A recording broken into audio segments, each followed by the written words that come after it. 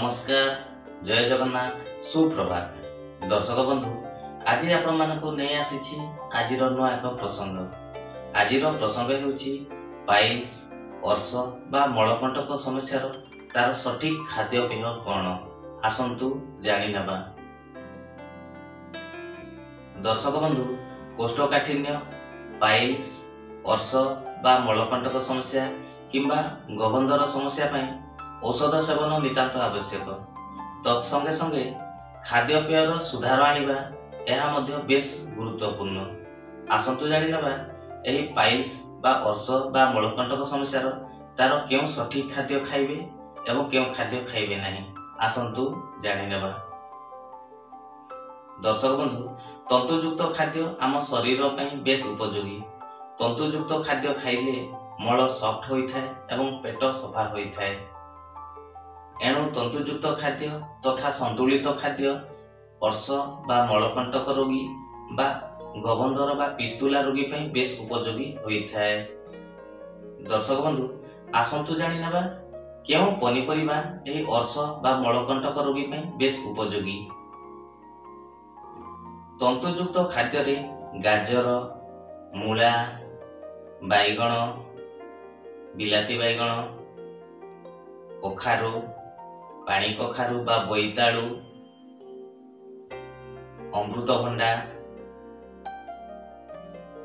फूलकोबी, बंधाकोबी बा पत्रकोबी, सजना छुई, पोटल, बीन्स, अळुओ,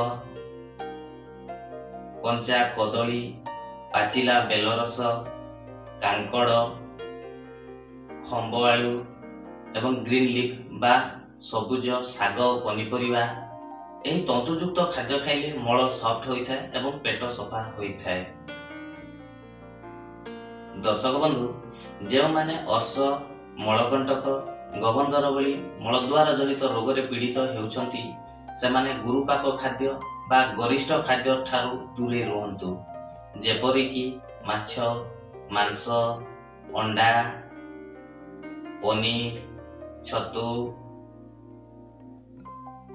अत्याधिक राग, मसला, तेल, आचार, पांपड़, सामुद्रिक माछ बा लुणी माछ बा सुखुआ, कंकड़ा, दही एमिति गुरुपाक जनित खाद्य बा तेल मसला युक्त खाद्य खांतु नहीं। विशेष करी तेल और मसला युक्त एवं रागयुक्त खाद्य खाइबा द्वारा मलकंटक समस्या आहुरी तीव्रतर होइथाय एवं रोगी को बेस जंत्रणा अनुभूत होइथाय। दर्शक बंधु, prevention is better than cure. रोगी पई औषध सेवन नितांत आवश्यक, किंतु सचेतनता मध्य बेस जरूरी। एणु आदौ निशा द्रव्य सेवन करंतु नहीं, मद्यपान ठारू दूरे रहंतु। दर्शक बंधु, अर्श मलकंटक रोगी केबे भी तेल, मसला एवं रागजनित खाद्य को बेसी खांतु नहीं।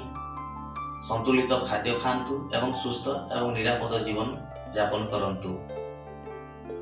दर्शक बंधु, आजिर ये वीडियोटी आपण मानकु केमिति लागिला निश्चित रे मतामत देबे, सांग साथी गण रे शेयर करिवे, लाइक करिवा एवं सब्सक्राइब करिवाटा जमारो भूलिबे नहीं। आज पई एतिकी, धन्यवाद।